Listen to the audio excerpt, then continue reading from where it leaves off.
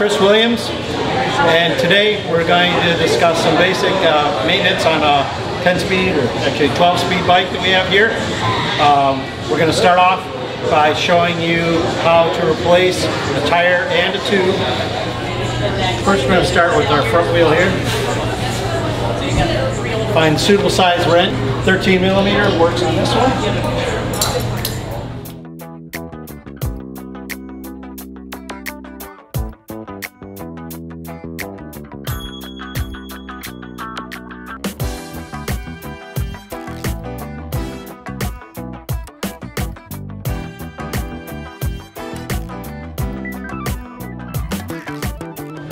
Now this bike is equipped with what they call safety washers.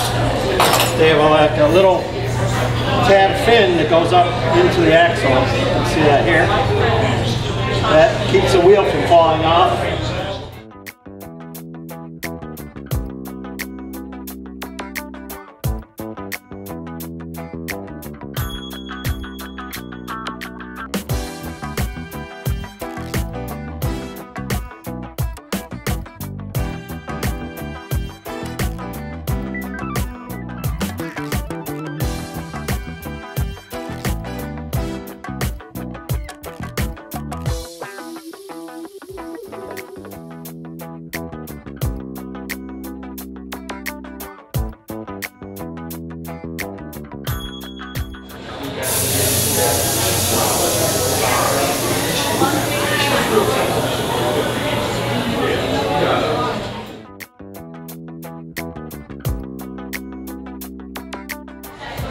Work our way around,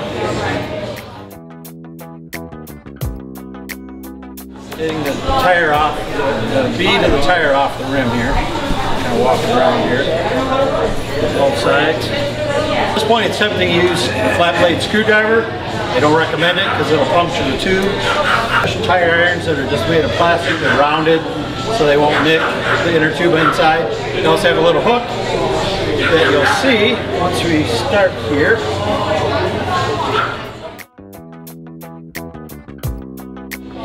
The bead with the tire, and we can hook it right there on the spoke. Take a second one, go a little further down here, about 4 to 6 inches away.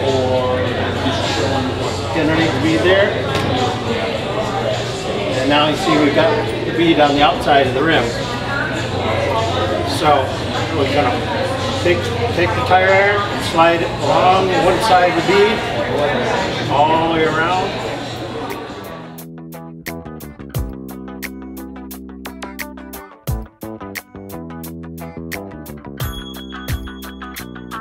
Get the other bead going over the same side as the first. Gonna walk that along there.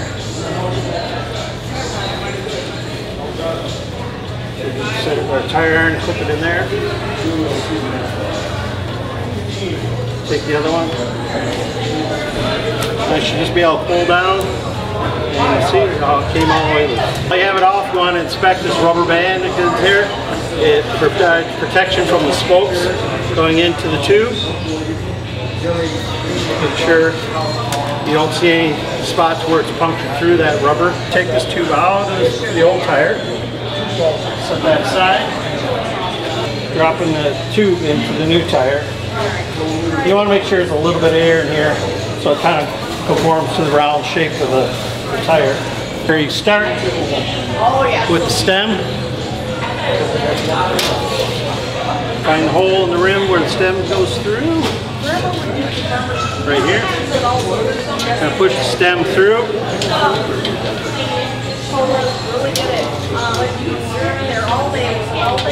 Hole. Okay.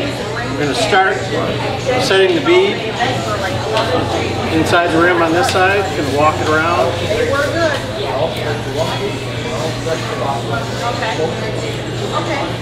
And eventually we'll get to a point where we'll need our tire irons again. Take the tire iron, insert it underneath the bead, and walk it up along the top.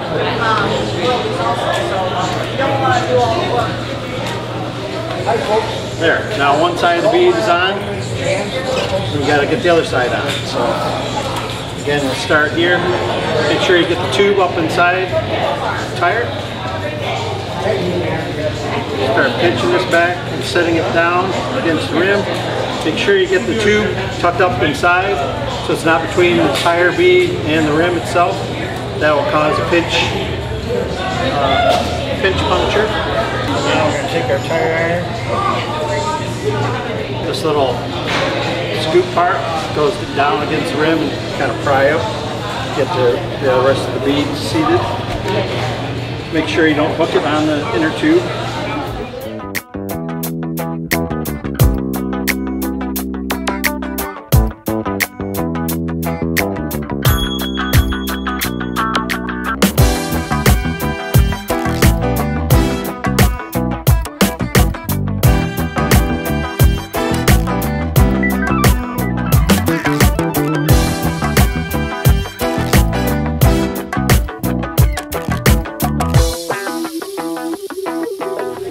Some tires may have a directional arrow marked on them. Make sure you follow with that. I don't think this has any directional arrows. Go back on the bike.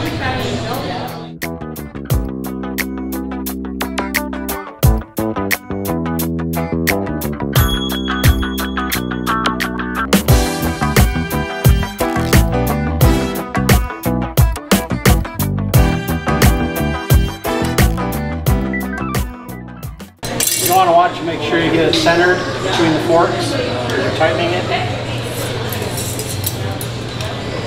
It should already do that pretty well with these safety washers on there, but if you don't have the safety washers, you're going to have to make sure you're making good contact all the way around, that it's not way down at the end of the fork opening here.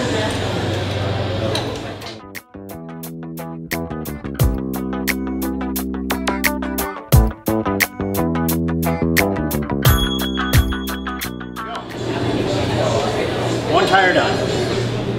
Usually it's a good idea to have it in the lowest gear, or actually this is the highest gear. On all these multi-speed bikes, you see you have two or three chain rings up front and 2 or 3 in the back.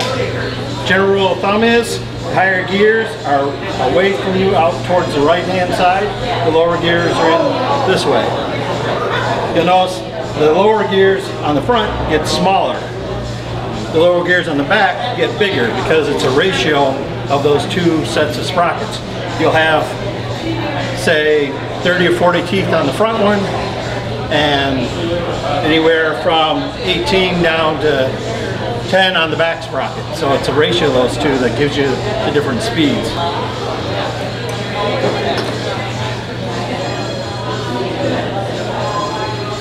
We're going to loosen the nuts on both sides of the axle. Stays clear. Make sure the bad spot. So this one's complete. Take the valve around, make sure the tires are stuck to the bead.